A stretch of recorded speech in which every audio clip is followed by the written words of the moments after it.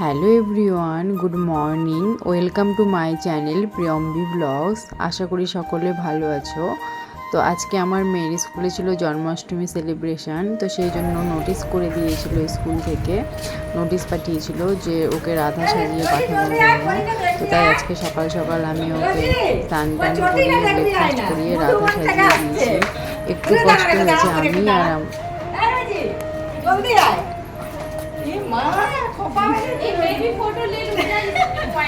चलो चलो आ जाओ। चलो मुझको इधर देखो मैम की तरह। छोटी राधा। हाँ गुड। हाँ। তো সাজার সময় খুব বিরক্ত করছিল, সাজতে চাইছিল না। আসলে অনেক কিছু পরে থাকতে হয় তো বাচ্চা, তো তবুও ম্যানেজ করে আমি করেছি। আর আমার পাশের কোয়ার্টারে আরেকটা মেয়ে ছিল, ও আমাকে একটু হেল্প করেছে। তো যাই হোক, আমি যতটুকু পেরেছি চেষ্টা করেছি। তো এই তো সাজিয়ে টাজিয়ে ওকে স্কুলে পাঠিয়ে দিয়েছি। তারপর ও আমাকে বলে গেছিলো, আগের দিনই বলেছে, মানে 2-1 দিন আগে থেকে বলছে, মা আমি চিকেন বিরিয়ানি খাবো। তো বাড়িতে এসে এই তো বিরিয়ানি বানানোর প্রিপারেশান চলছিল। তো আমি এই চিকেনটাকে ম্যারিনেট করে রাখছিলাম যে বিরিয়ানি বানাবো, ও এসে স্কুল থেকে দেখে খুশি হবে। তো সেই জন্য চিকেনটাকে আমি সব মশলা টশলা দিয়ে আধা ঘন্টা মতো ম্যারিনেশন করে রেখে দিয়েছিলাম। একটুখানি ভিনিগারও দিয়ে দিলাম, তারপরে ইয়োগার্ট দিয়েছিলাম।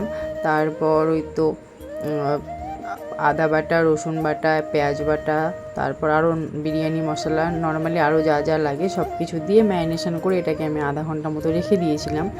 তো তারপরে এই যে ভাতটা, ওটা ম্যারিনেশন করে রেখে ভাতটা বসানোর জন্য জলটা গরম করছিলাম। তো জলের মধ্যে আমি সাধারণত তেমন কিছু ইউজ করি না, যতটুকু লাগে যে যে মশলাগুলো সেগুলো। তারপরে যে চিকেনটা ফ্রাই করে নিচ্ছিলাম, কারণ বিরিয়ানিতে তো ফ্রাই করে না দিলে হয় না। তারপর করতে করতে দেখলাম মেয়ে স্কুল থেকে চলে এসছে। তো এই তো ওকে আমি এখনও বলছে কানে ব্যথা করছিল। তারপরে ওকে বাড়িতে নিয়ে চিকেনটা কষাচ্ছিলাম, আর সেই টাইমে ও স্কুল থেকে আসছিল। তো যাই হোক, গ্যাসটা স্লো করে দিয়ে ওকে আবার ফ্রেশ ট্রেশ করিয়ে দিলাম, দিয়ে এসেই তো চিকেনটা কষাচ্ছি। তারপরে যে কষানো হয়ে গেছে আমার, এখন এটাকে আমি একটু পরে বিরিয়ানির জন্য দমে বসাবো। আর এক সাইডে আলু আর ডিমটা উঠিয়ে রেখেছিলাম, আর এটা জাফরান ভেজানো দুধ, এটা আমি ইউজ করি বিরিয়ানিতে, খুব ভালো হয়। আর এই যে এটা এখানে ছিল বিরিয়ানি মশলায় ঘি, রোজ ওয়াটার, কেওড়া ওয়াটার, মিঠা আতর আর একটুখানি ফুড কালার, এটা আমি পুরোটা ইউজ করব না। তারপরে এই যে দমে দেওয়ার জন্য বিরিয়ানিতে লেয়ার সাজাচ্ছিলাম। তো এই তো একটা একটা করে সাজলাম। আর এই যে এটা ছিল আমার বিরিয়ানির ফাইনাল লেয়ার, এখন আমি দমে বসাবো।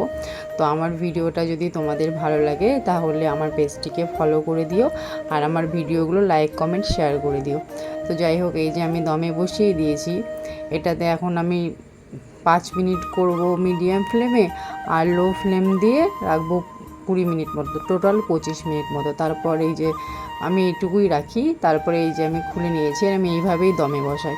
তো এই যে আমার বিরিয়ানির ফাইনাল লুক কেমন হয়েছে অবশ্যই কমেন্ট করে জানাবে। তারপরে তো মেয়ে রেস্ট করছিল, তারপরে ওকে कैसा बना है परी দিয়ে দিলাম। बिरयानी? अच्छा बना है। कैसा बना है? हाथ से दिखा दो हमको। वाह बेटा, रेस्टोरेंट जैसा बना है? उससे भी अच्छा बना? वाह, रेस्टोरेंट से अच्छा बना। अच्छा ठीक है, खा लो। তো আজকের মতো এই পর্যন্ত। সকলে খুব ভালো থেকো, টাটা। আর আমার ভিডিওটি ভালো লাগলে লাইক কমেন্ট শেয়ার করে দিও।